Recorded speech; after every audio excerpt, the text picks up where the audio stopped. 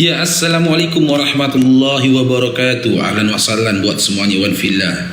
Tolong dibantu teman-teman ya, dibantu tap-tap layarnya, love orange-nya, di-share-share komal kita teman-teman ya, supaya komal kita semakin kuat. Di-share-share love orange-nya teman-teman ya, yang penting love orange-nya teman-teman.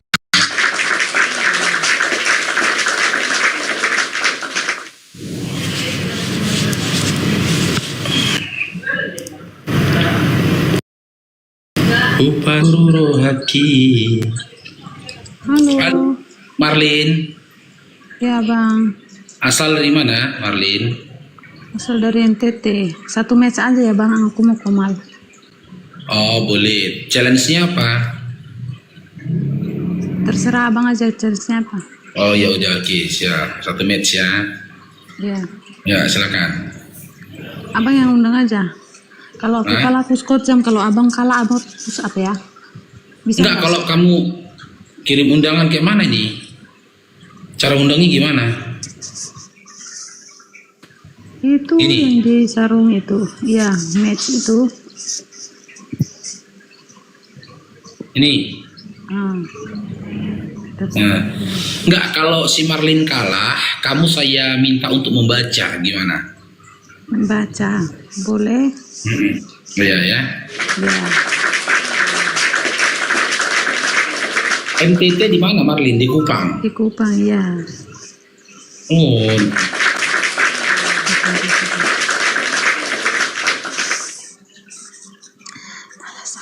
Habis ini kita komal aja. Mereka.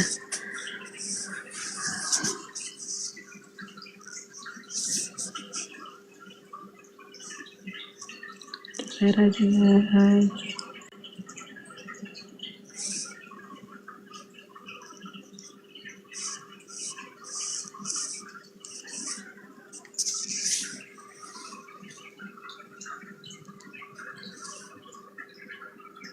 Thank you. Sore penonton parah guys. Tetap bayar guys.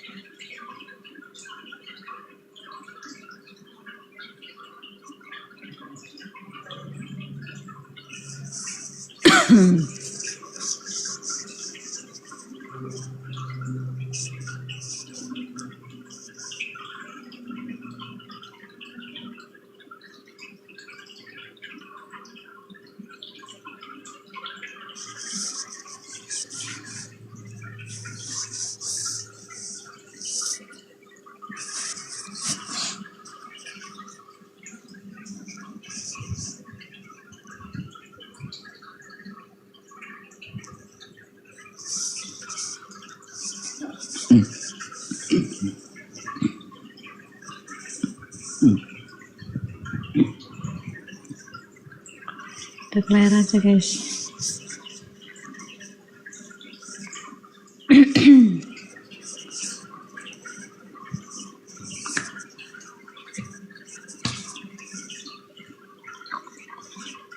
Setengah saya gitu turun ya.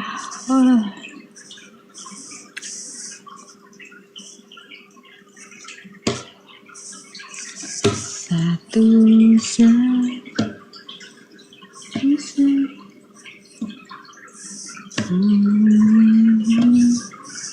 mawar guys. Satu lagi, 2 lagi. Ayo teman-teman, tap-tap layarnya teman-teman. Ya, kita kalahkan ini kakak siapa namanya ini? Kak Marlin. Ayo teman-teman. Bang Cukiladut, Sekron, Barakallahu fikum Bang Cukiladut. Ayo teman-teman, di tap-tap layar.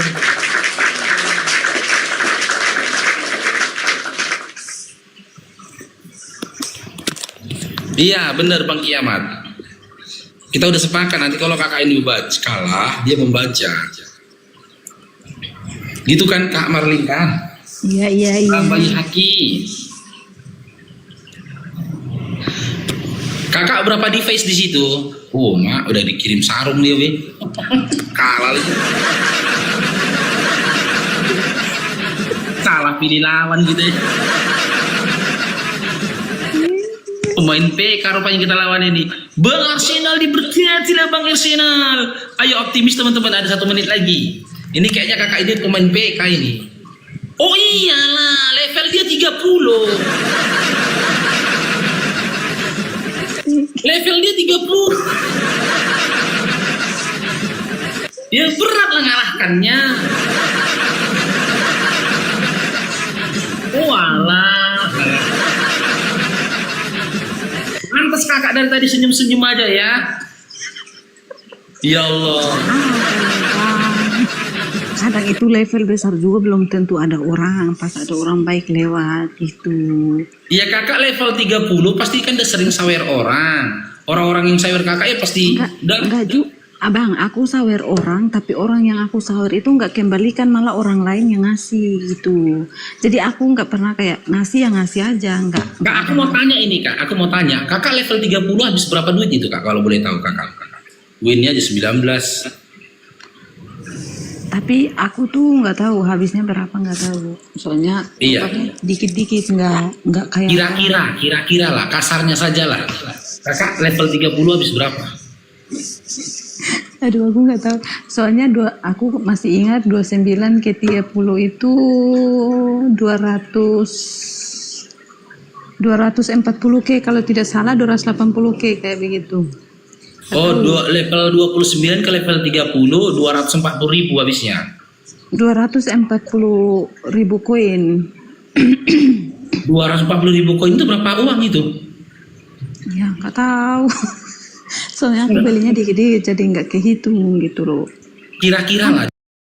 240.000. Kan kayak 10K kan 1.700.000 tuh. 10K 10.000 koin gitu. 1.700.000. 80. 100.000 koin 17.000. 200.000 koin 34 juta. Jadi dari level 1 ke level 30 habis berapa itu kak? Nggak tahu aku kan top up-nya dikit-dikit jadi nggak kehitung aku. Kira-kira lo kakak, kira-kira coba. Kira-kira aja 60 juta habis. Lebih bang.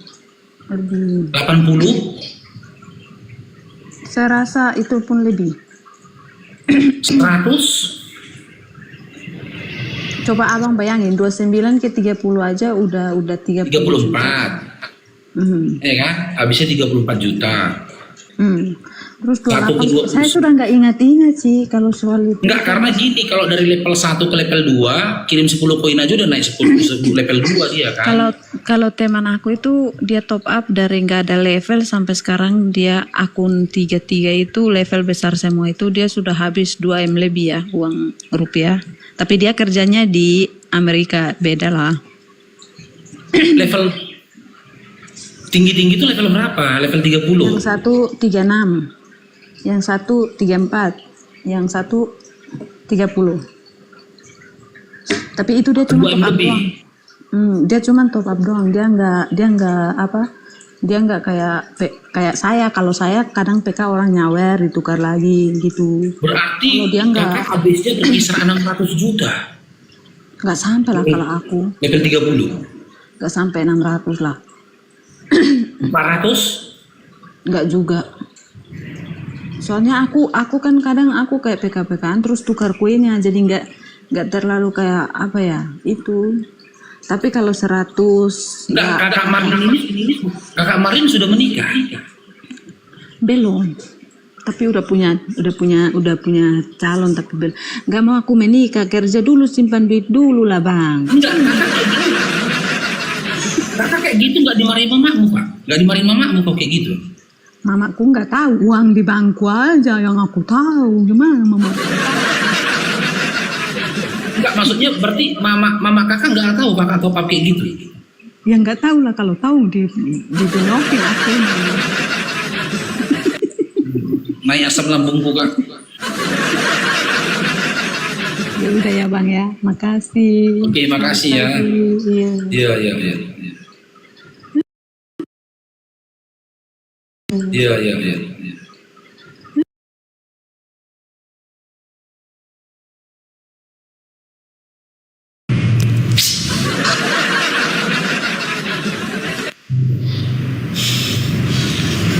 Emang sih kalau dia muslim enak kan. Kalau dia muslim ya lillahi ta'ala dia berbuat seperti itu, niat dia bersedekah karena Allah, ya insya Allah itu bisa menjadi amal jariah buat dia. Gak lawan kita dia bang kiamat. Mantas ketika aku tantang PK senyum-senyum dia tadi. Aku pun heran ini kok senyum-senyum tiba-tiba dapat gift dia kan 2000 koin. Ku tengok levelnya udah level 30. Mana telawan itu. Cuman yang disayangkan kalau dia oten kan. Segitu banyak uang yang dia habiskan, digelontorkannya, berbagi pun kepada orang. Sia-sia di hadapan Allah. Iya. Sia-sia, ya kan? Amalnya sia-sia. Sayang kali ya. Padahal dengan mengucapkan 2 kalimat syahadat aja, dia bisa mendapatkan manfaat dari hartanya yang disedekahkannya.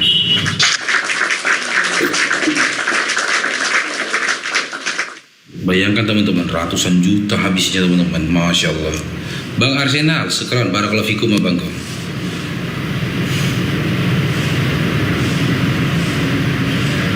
Udah bisa bikin rumah itu. Gawat.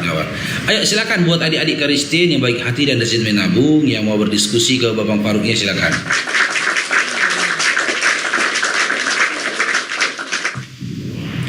Bilang aja malu balik ke Kristen Faruk. Benar. Malu aku pasrah. Siapa yang nggak malu punya Tuhan, nggak berbaju dan tak bercelana, yang nggak ngayang. Akalmu main. Akalmu main itu bener lah, malu lah yang nggak ngayang. Itu bener.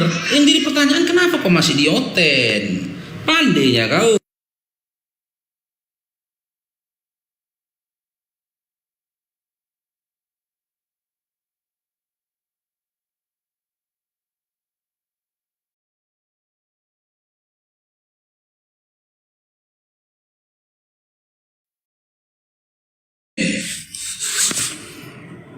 Mana ya teman-teman ya?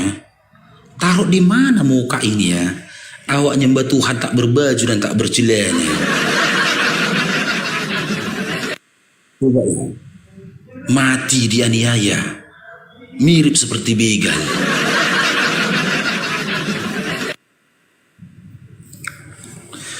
Hupatoru rohaki lo menghadapi ho. Assalamualaikum Bang Faruk. Halo, Grob lah. Iya Bang, Assalamualaikum Bang. Waalaikumsalam warahmatullahi wabarakatuh. Silakan Bang. Mau nanya nih Bang. Ini kan udah 2000 tahun Bang. Itu kan aku kan udah 2 tahun lihat debat agama nih Bang. Orang yang waras tahu agama ini agama buatan nih Bang. Kok bisa bertahan agama buatan ini selama 2000 tahun tuh ya Bang ya? Ini murni agama buatan Bang, ya kan? Enak di sana. Kita nggak bisa pungkiri ya. Di sana itu enak. Enaknya apa? Nggak ada kewajiban, nggak ada larangan. Kalau kita umat Islam ini kan nafsu. Iya.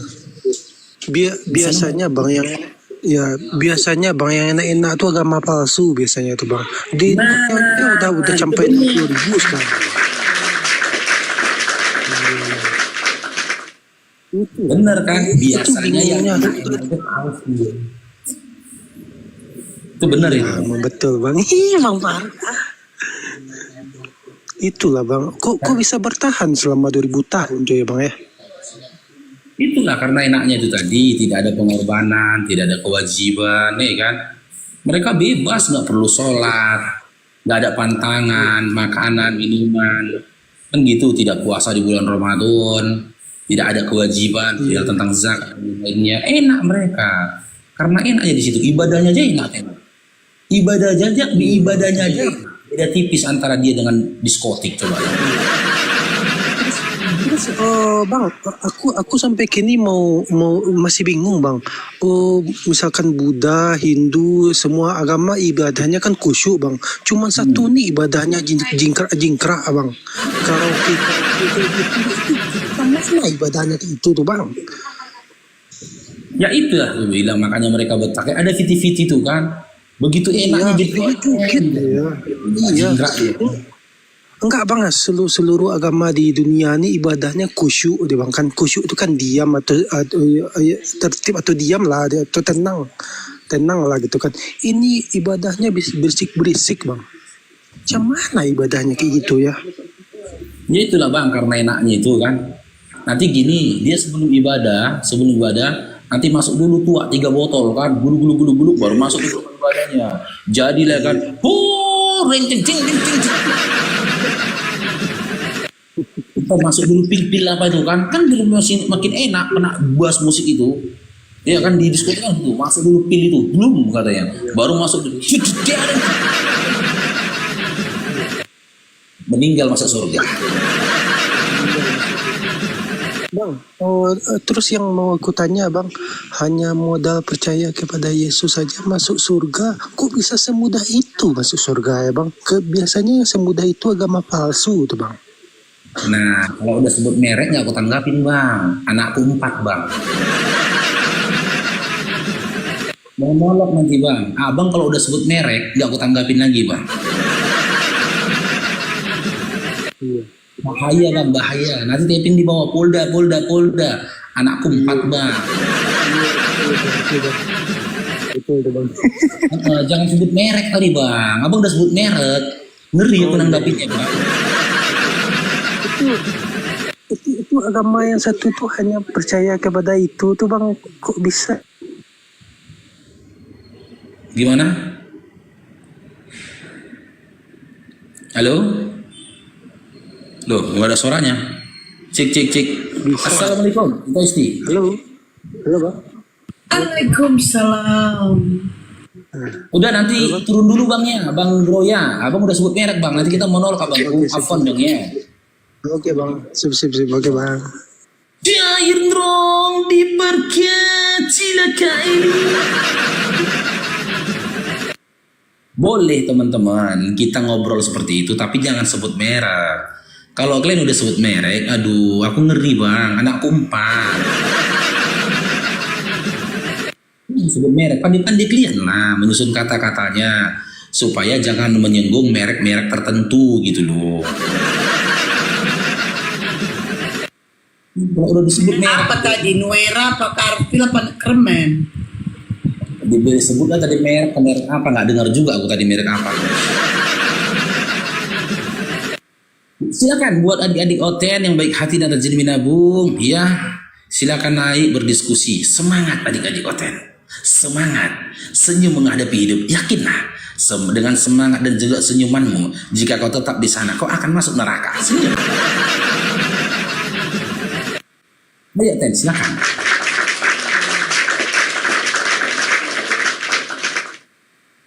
Tema kita hari ini, siapakah si penyesat yang disebut di dalam Bible?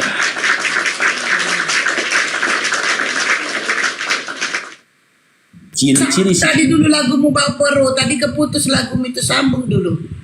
yang mana? Patoragi, apa itu? Oh, Batururu haki lo menghadapi ho sabotul nai namboro Pengguan musate kunai namboro Kesenangan di tanah dua tambur racuni namboro main racuni Senfakirimun sajregin naik namboro. Meninggal masuk surga. Mimpi. Artinya apa bang? Apa artinya itu gini teman-teman? Kurendahkan hatiku untuk ngadepin kau. Kuturutinya apa mau kau gitu loh. Tapi kenapa kau masih oten gitu? Fendi, selamat bergabung Fendi. Iya, Islam Kristen. saya oten bang. Oke, mau berdiskusi kita Dinda? Iya, boleh. Oke, Babang Faruk sampaikan dulu aturannya Dinda boleh? Boleh. Oke, yang pertama, Dinda kalau mau bertanya ke Babang Faruk, silakan on cam dan kita adu argumentasi. Kamu tetap di atas. Mau bertanya dan mau membantah jawaban dari aku, Dinda harus on cam. Tapi kalau belum mampu atau tidak mau untuk on cam, Dinda punya dua pilihan. Yang pertama kita kaji tema ini. Yang kedua, Dinda boleh bertanya tapi setelah itu turun karena tidak on cam. Dan aturan yang terpenting Babang Faruk sampaikan dalam sebuah lagu, boleh? Boleh. Dinda jangan marah-marah, nanti disudut babi dewasa. Dinda tolong pakai otaknya, ini komalku bukan gereja. Oke bang. Maksud dari ini komalku bukan gereja, Dinda ketika menjelaskan jangan terbawa Iya, saya ngerti bang. seakan-akan ini altar gereja gitu. Iya. Pilihnya mana dari kedua pilihan tadi, on cam atau Kita off cam? bahas tema yang abang lagi nyatakan di atas tuh. Oke. Kita bahas tema. Iya. Siapakah si penyesat yang disebut dalam Bible yang tertulis dalam Lukas 21 nomor 8?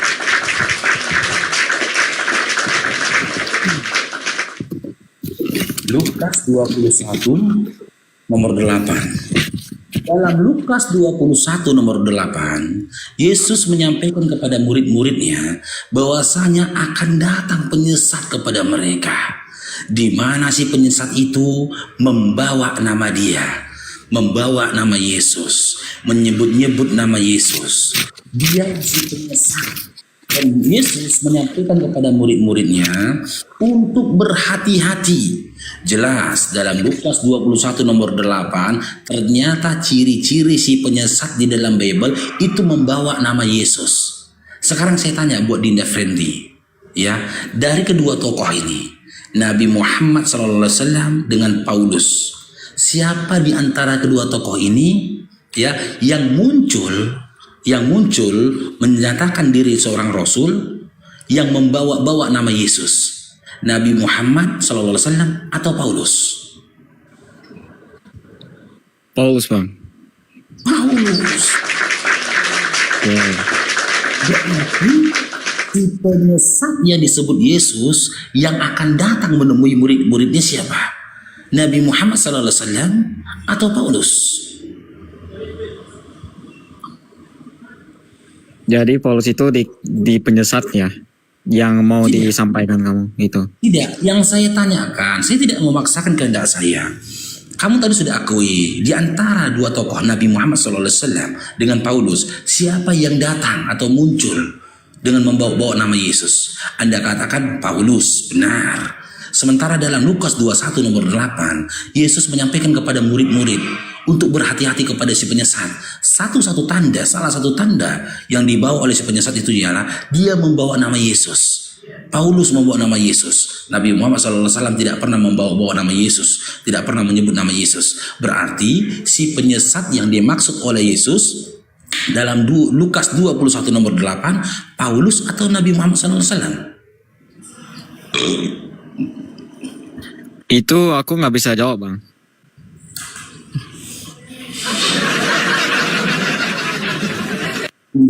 Dasar dari sebuah diskusi itu adalah kejujuran. Seiring kau gunakan kejujuranmu, ya, selaraskan dengan akalmu. Di sini aku tidak berupaya untuk memframingmu. Jelas dalam KPR 9 nomor 3 sampai 5, ya, Kisah Para Rasul 9 nomor 3 sampai 5. Di situ Paulus mengklaim dirinya bertemu dengan Yesus. Dan dia menyatakan dirinya adalah pilihannya Yesus. Diperkuat lagi dengan narasi Yesus dalam Matius 24 nomor 23 sampai 24. Apa kata Yesus di situ? Jika ada yang mengaku-ngaku melihat Yesus, Kristus di sini, Kristus di sana, jangan percaya. Dalam Yesus memberikan nasihat lagi kepada murid-muridnya, bahwasanya berhati-hatilah kalian akan si penyesat yang akan datang memakai namaku. KPR 9:3-5.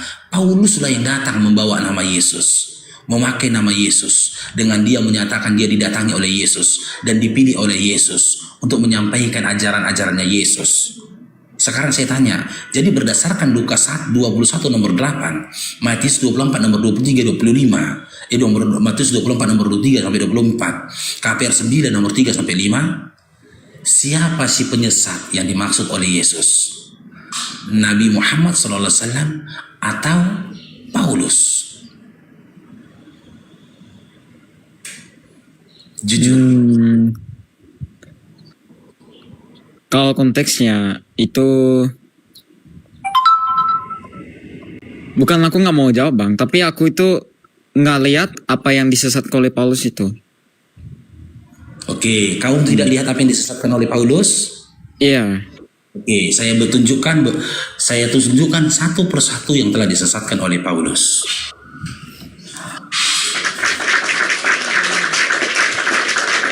Kita mulai dalam Markus 12 nomor 29.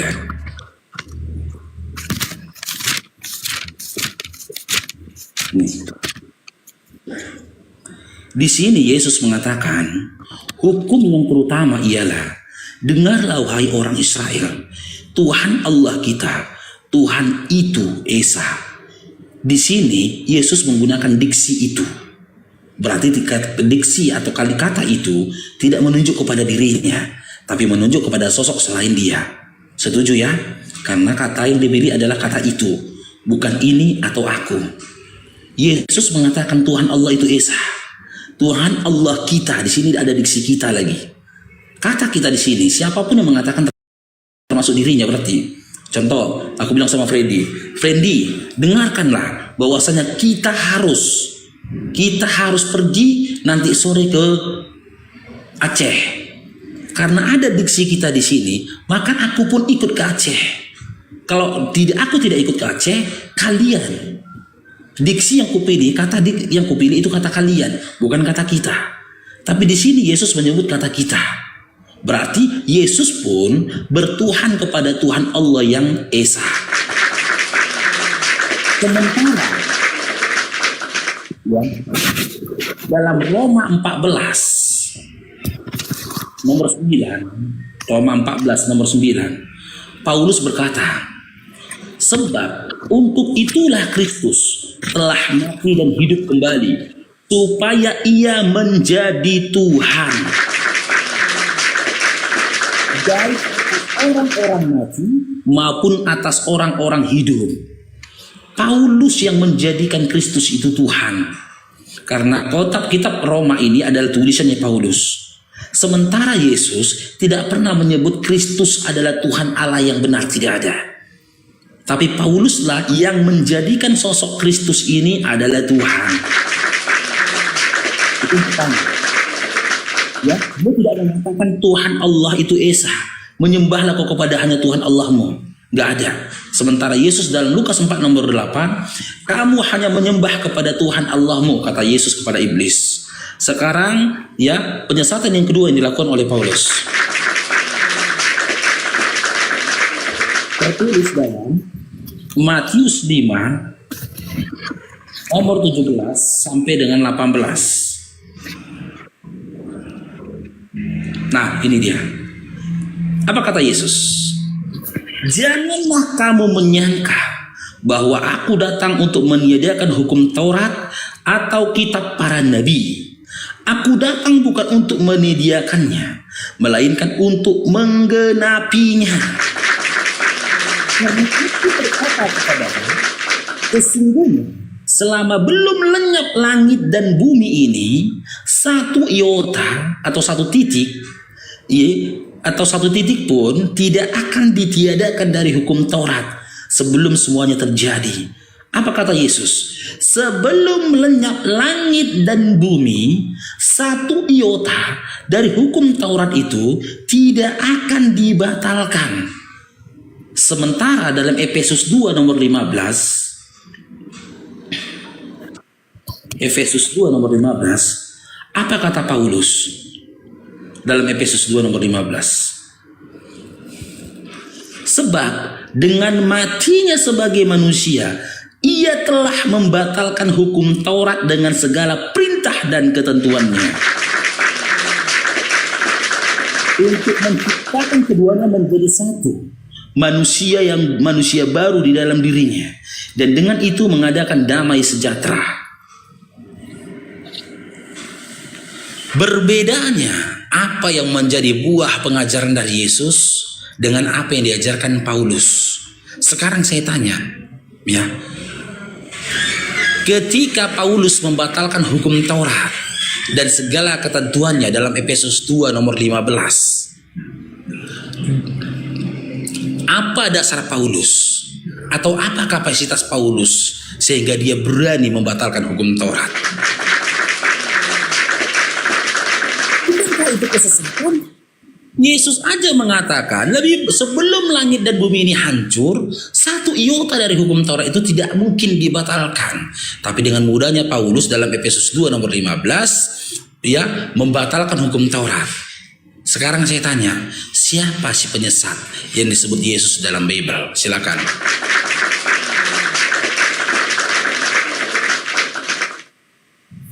Silakan Dinda Friendly.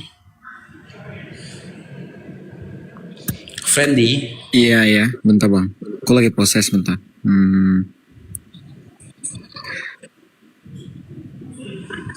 Jadi katamu menurut Bible itu, apa itu? Paulus itu penyesat. Seperti yang Kenapa masih kau katakan menurut aku lagi? Aku udah bukan bang, tunjuk dah. menurut Bible bang, yang kamu tadi tunjukin ayat Alkitabnya. Oke. Di dalam, ini ku kembalikan lagi kan. Dalam Yohanes 14 nomor 6, kan Yesus mengatakan, akulah jalan kebenaran dan hidup. Jalan kebenaran yang hidup, Yesus atau Paulus dalam Yohanes 14 nomor 6? Yesus.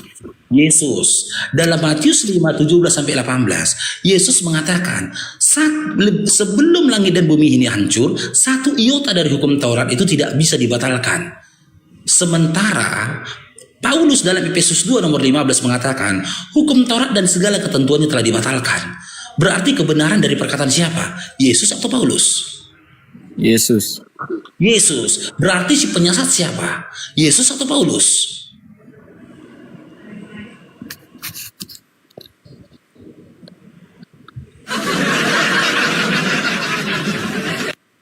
Oke. Jawablah, penyesatnya siapa? Yesus atau Paulus? Aku nggak boleh iakan itu bang. Nah, jadi ngapain diskusi kita? Aku berbicara tidak modal congor, pakai data aku ngobrol sama kamu. Syair terang diberkatilah Bang Azhar. Dan dasar dari diskusi itu adalah kejujuran. Yang penting ketika aku sampaikan data, diberkatilah istrimu Bang Azan. Gak bisa kita lanjutkan diskusi Friendly ketika kamu tidak jujur. Gak bisa kita lanjutkan. Setelah diskusi, kau masih beriman dan percaya kepada Paulus, itu urusanmu. Aku gak boleh mengintervensi itu. Karena Oke. Aku yakan bang. Sekarang saya tanya. Saya ulangin. Ya, berdasarkan Bible, yang si penyesat yang dimaksudkan Yesus siapa? Yesus atau Paulus si penyesat?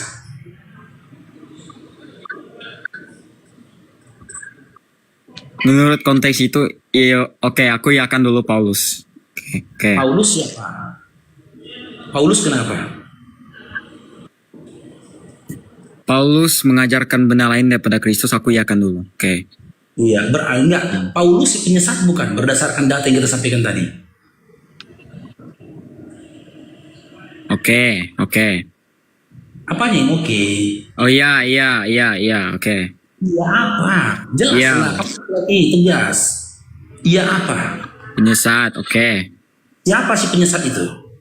Paulus, oke.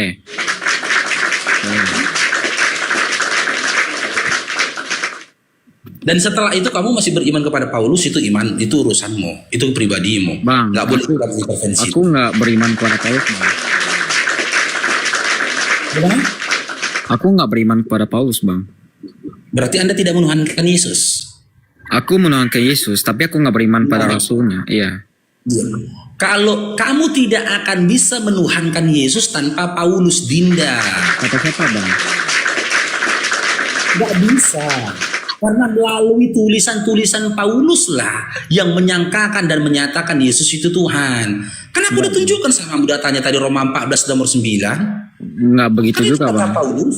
Enggak, bukan itu aja datanya, Bang. Bukan itu aja. Nah, sekarang gini, kalau memang kau mengikuti Yesus, ketika menuhankan Yesus, kau sebut satu narasi dari Yesus yang menyatakan dirinya adalah Tuhan. Dan Bang, dia dia- minta untuk disembah. Dia nggak minta disembah, Bang. Nah, Oke. ketika dia tidak pernah menyatakan dirinya Tuhan dan tidak pernah meminta untuk disembah, lalu kau menyembah dan menuhankan dia, berarti imanmu itu berdasarkan pandai-pandaian, bahasa Medannya. Pandai-pandaian. Sama halnya ketika kau bekerja di sebuah perusahaan, gak ada yang pernah nyuruh kau untuk mengangkat batu dari suatu tempat ke tempat lain.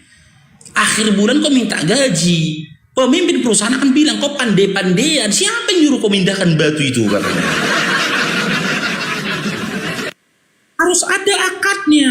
Jadi besoklah kalau kau ketemu sama Yesus, Yesus bertanya kepadamu, siapa yang nyuruh kau menuhankan dan nyembah aku? Apa kau jawab, Freddy?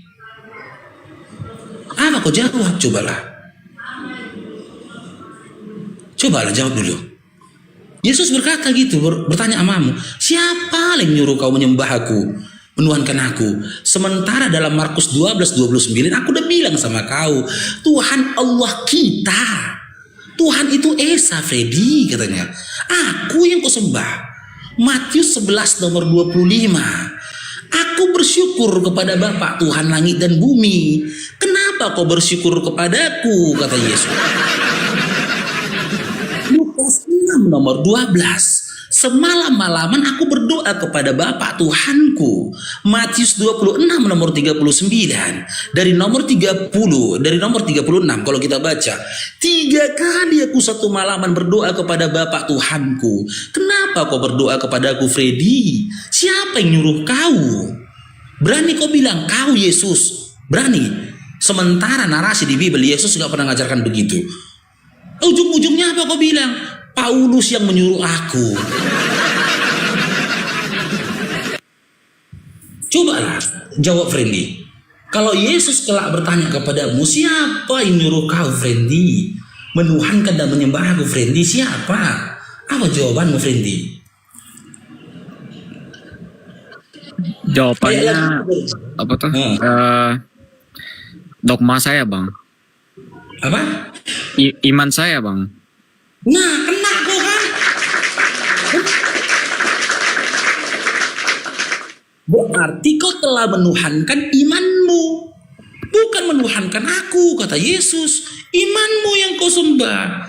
Kau telah menyembah imanmu, bukan menyembah aku. Karena dasar dari imanmu itu tidak memiliki landasan.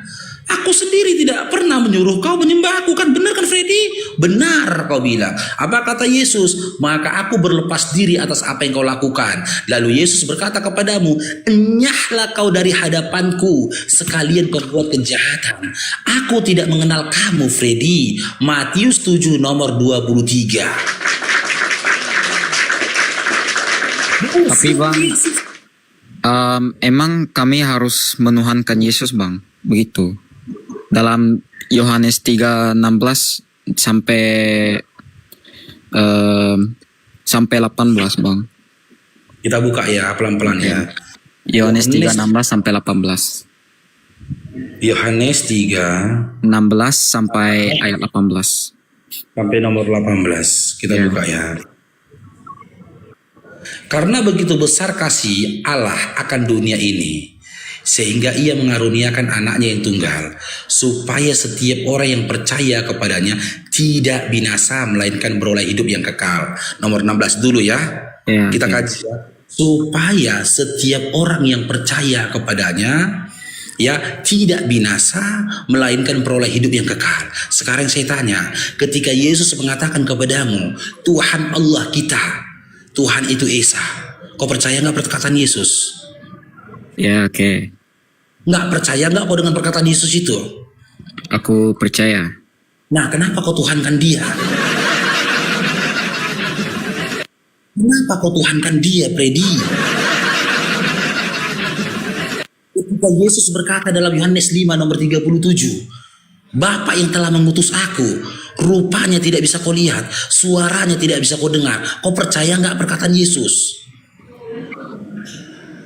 Percaya nggak? Percaya. Kenapa kau percaya yang mati tergantung di kayu salib itu Tuhan? Lalu kau sembah, kenapa? Yesus saja mengatakan tidak terlihat dan tidak terdengar suaranya. Ketika Yesus dalam Yohanes 5:30 menyatakan dia tidak bisa berbuat apa-apa tanpa Bapa yang telah mengutus dia. Kau percaya atau tidak? Percaya. Oke. Kenapa? Oke, percaya. Lantas kenapa kalian katakan Yesus itu maha kuasa? 17 kita baca, sebab Allah mengutus anaknya ke dalam dunia bukan untuk menghakimi dia, melainkan untuk menyelamatkan oleh dia. Jelaskan, Yesus ini adalah anak yang diutus oleh Allah. Siapa Allah ini tadi? Tuhannya Yesus. Markus 12:29. Tuhan Allah kita, Tuhan itu Esa. Malah kalian tuhankan Yesusnya. Lanjut, nomor 18. Barang siapa percaya kepadanya, ia tidak akan dihukum. Barang siapa tidak percaya, ia telah berada di bawah hukuman, sebab ia tidak percaya dalam anak tunggal Allah. Sekarang saya tanya, ketika Yesus mengatakan di dalam Lukas 21 nomor 8, berhati-hati terhadap si penyesat yang membawa namaku, menggunakan namaku. Kau percaya nggak kata Yesus bahwasanya tanda si penyesat dia menggunakan dan membawa nama Yesus? Percaya nggak? Percaya. Oke. Nah, lantas kenapa kau percaya ketika Paulus mengklaim dirinya bertemu dengan Yesus dan menyatakan dirinya adalah alat pilihan Yesus? Dan dalam Roma 14 nomor 9 dia menjadikan Yesus sebagai Tuhan setelah mati lalu bangkit. Dan dalam Roma 3 nomor 28 hukum Taurat itu sudah tidak berguna lagi. Hukum yang berlaku itu adalah kasih. Karena bukan kedengar, karena dengan hukum Taurat kalian itu diselamatkan. Kenapa kau percaya dengan perkataan Yesus? Kalau memang kau berpegang kepada Yohanes 3 nomor 16-18, ini Yohanes 3 nomor 16-18, ini sama dengan Matius 7 nomor 21. Narasinya ini sama. Apa kata Yesus? Bukan setiap orang yang memanggil aku Tuhan masuk kerajaan Allah, tetapi mereka mengikuti kehendak dari Bapa yang mengutus aku, kata Yesus. Apa kehendak Bapa yang mengutus Yesus? Menjadikan Yesus itu utusan. Yohanes 17 nomor 3. Inilah hidup yang kekal itu, bahwasanya mereka mengenal engkau satu-satunya Allah yang benar, dan aku Yesus yang telah engkau utus. Kau harus percaya bahwa Yesus itu utusan, bukan Tuhan. Makanya aneh, Fendi. Kau percaya dengan Yohanes 3 nomor 16 ini sampai 18. Tetapi di satu sisi kau membantah Yesus. Dengan apa? Dengan mengimani dia Tuhan dan juga sesembahan. Sementara dia tidak pernah menyatakan dirinya Tuhan dan juga sesembahan. Lantas siapa yang kau percayai? Yesus atau Paulus?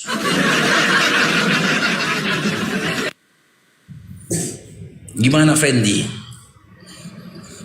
Karena apa yang ditulis Paulus itu di dalam Bible, emang kami harus mengimaninya, Bang. Karena itu firman Tuhan. Siapa yang memerintahkan kamu untuk percaya kepada Paulus? Enggak, kami harus mempercayai apa yang ditulis dalam Bible, meskipun itu ditulis oleh Paulus ataupun para rasul yang lain. Oke, siapa yang menyuruh kamu untuk mempercayai apa yang tertulis di dalam Bible? Siapa? Siapa yang memerintahkan? Kalau kami dalam Al-Quran, siapa yang memerintahkan? Allah. Dalilnya mana? Banyak. Surah Al-Baqarah ayat 185. Di mana lagi dia tanya? Dalam surah Al-Jum'ah, Di mana lagi datanya? Dalam surah Muhammad. Banyak datanya. Allah yang menyuruh. Sekarang kutanya samamu, siapa yang menyuruh kamu untuk percaya dengan tulisan-tulisan yang ada dalam Bible? Terkhusus dengan apa yang ditulis oleh Paulus. Siapa yang memerintahkan kamu? Gak ada bang. Adakah? Gak ada. Ya. Berarti ikut-ikutan.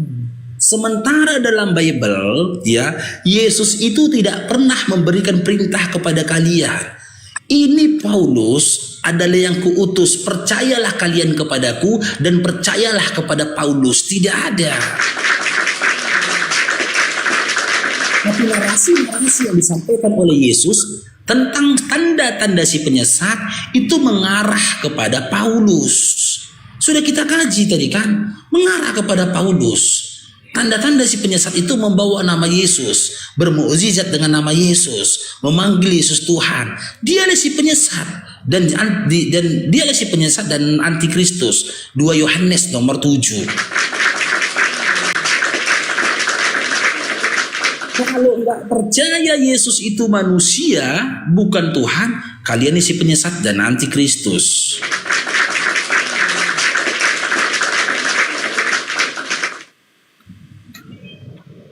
Gimana Fendi?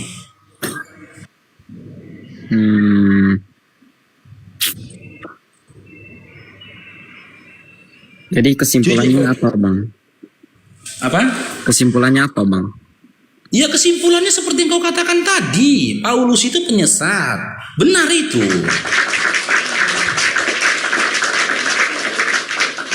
Kau ikutinlah Yesus. Kan gitu. Terus kau kaji. Siapa Tuhan Bapa? Siapa Tuhan Allah yang dimaksud oleh Yesus? Ikuti Yesus. Niscaya imanmu akan sampai kepada Islam. Aku Fendi, sebelum aku Islam, ya aku baca Bible bertahun-tahun Fendi. Sama aku kayak kau, terkejut aku ketika baca Bible. Di gereja aku dulu dikatakan Yesus itu Tuhan. Yesus itu wujud lain dari Allah. Yesus itu juga wujud lain dari Roh Kudus. Begitu aku diajarkan. Begitu aku baca Bible dari Kejadian sampai Wahyu, aku terkejut.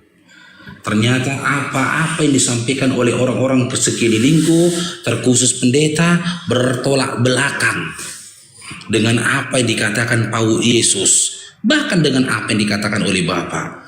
Kata Bapa, ya, kalau mau selamat, ikuti, percaya dengan apa yang dikatakan Yesus anaknya. Percaya. Nah, ketika Yesus gak pernah mengatakan dirinya Tuhan dan juga sesembahan, kenapa kalian mengimaninya? Kan aneh. Yesus aja gak pernah mengatakan. Di satu sisi Bapak mengatakan, percayalah kau kepada Yesus. Dan Yesus itu pun diutus untuk domba-domba yang tersesat dari Bani Israel. Matius 15 nomor 24. Bukan untuk orang di luar Bani Israel. Matius 10 ya, Matius 10 nomor 5 sampai 6. Di mana dia memerintahkan kepada murid-muridnya untuk jangan memasuki bangsa lain selain dari bangsa Israel. Karena pengajaran dia hanya untuk bangsa Israel. Lalu adalah ayat lain dalam Matius 28:19. Dikatakan itu adalah perkataan Yesus. Apa dikatakan di situ? Pergilah jadikanlah semua bangsa muridku. Di situ dikatakan muridku, bukan dombaku. Tapi bang, itu siapa domba. yang bang? Tapi siapa yang mengikuti Yesus itu dikira muridnya bang? Gimana? Yang mengatakan siapa? Karena 12 para rasul itu aja mengimani dia. Iya, 12 para rasul yang kau sebut itu siapa? Matius, Lukas, Maria Magdalani, apa tuh? Simon. Iya bang, mereka itu bang. Oke, kita kaji dulu. Yesus itu orang apa? Yesus itu orang Yahudi. Yahudi. Matius itu orang apa?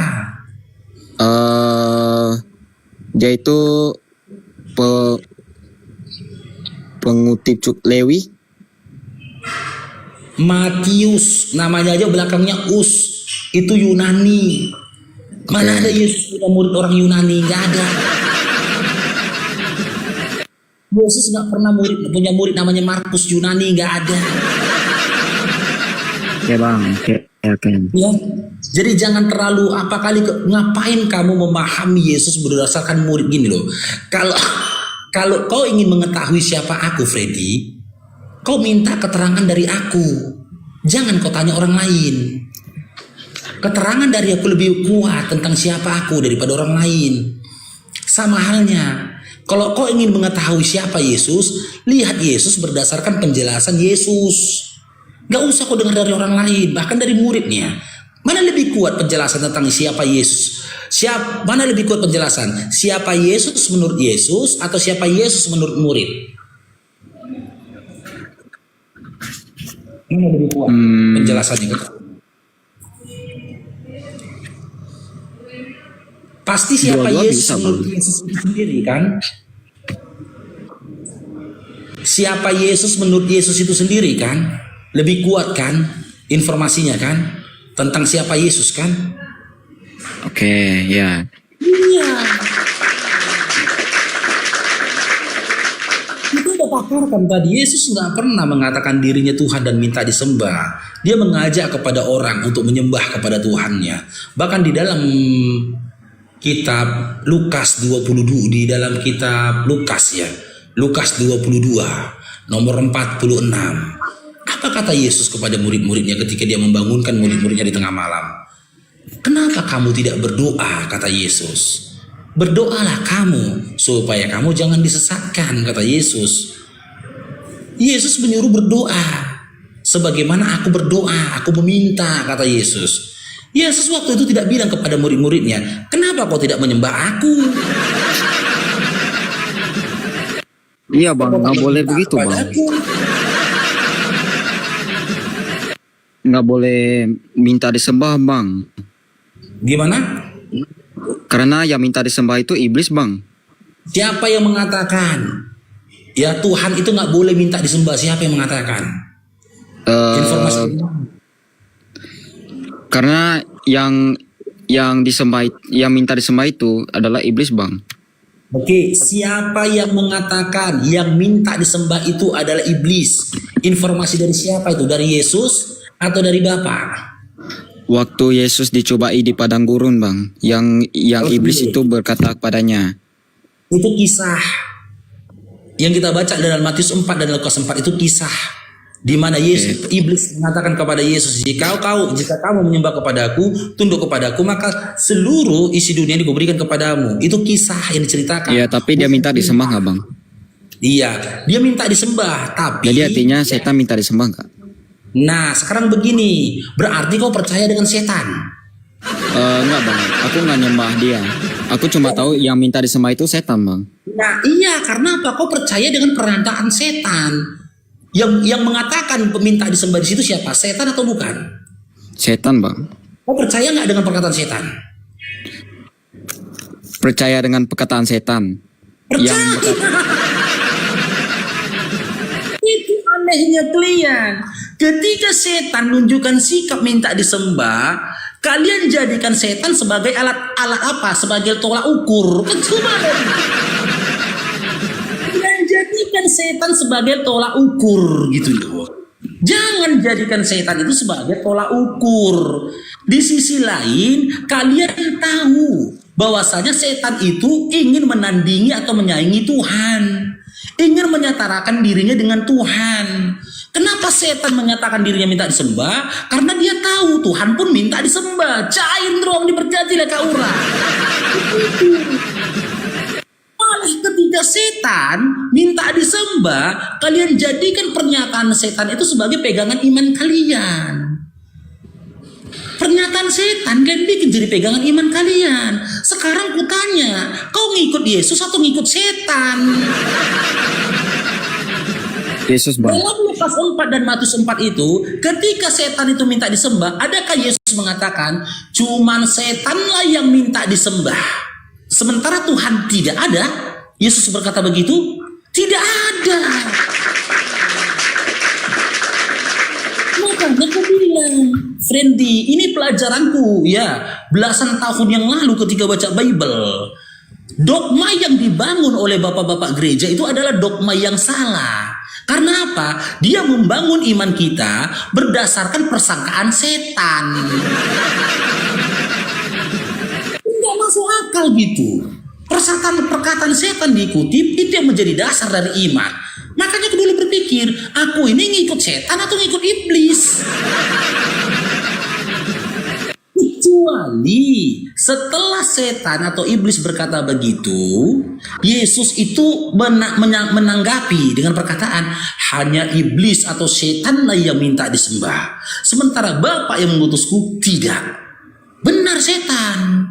Gitu loh. Tapi apa yang dikatakan setan berdasarkan kalian imani berdasarkan apa yang dikatakan Yesus. Tapi Yesus kan tidak menanggapin. Malah Yesus memerintahkan apa?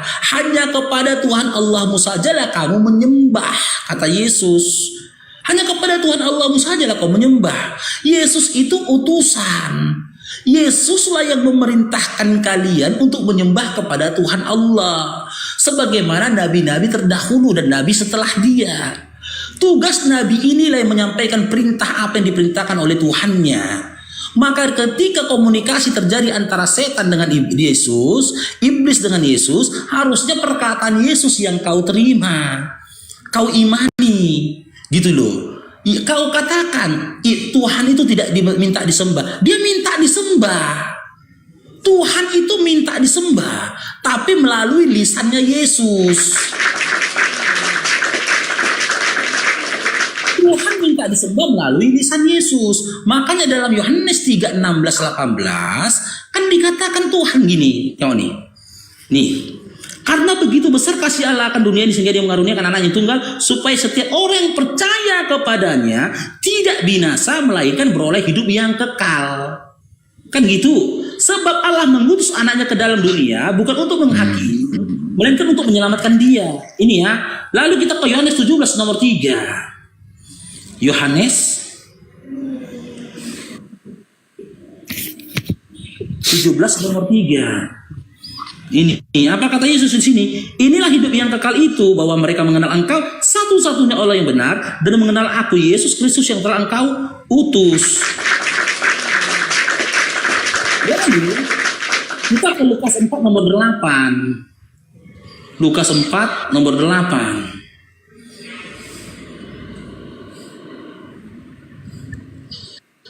Nah, tetapi Yesus berkata kepadanya, ada tertulis, engkau harus menyembah Tuhan Allahmu dan hanya kepada Dia sajalah engkau berbakti. Yang jadi pertanyaan, ketika Yesus ngomong seperti ini, dia jujur atau bohong? Jujur.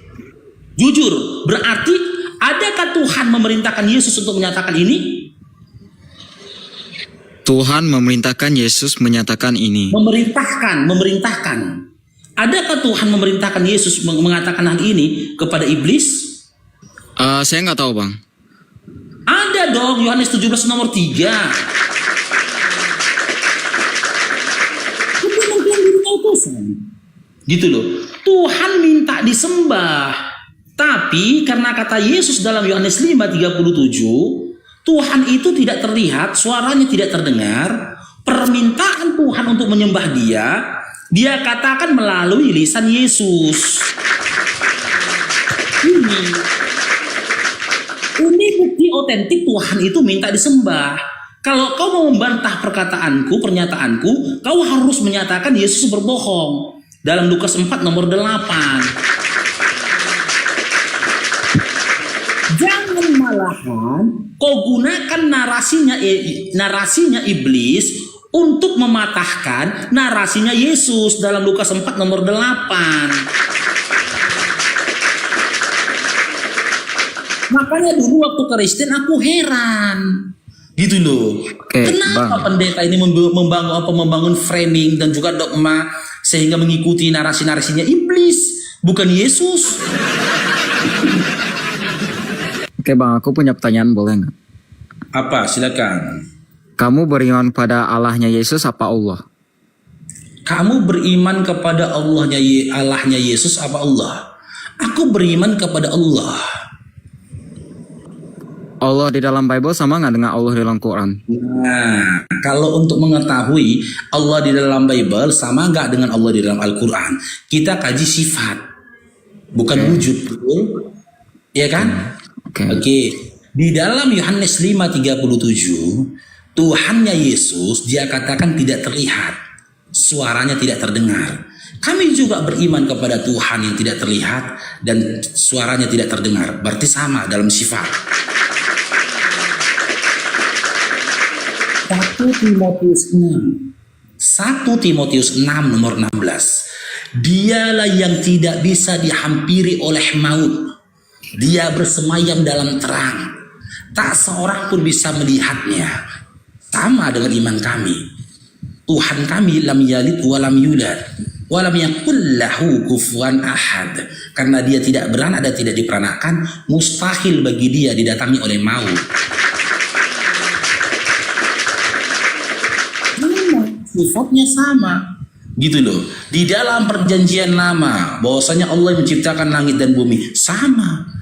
Tuhan kami juga menunjukkan eksistensinya dengan menyatakan dia menciptakan langit dan bumi dan penguasa alam, penguasa langit dan bumi. Tertulis dalam surah Al-Fatihah. Alhamdulillahirabbil alamin.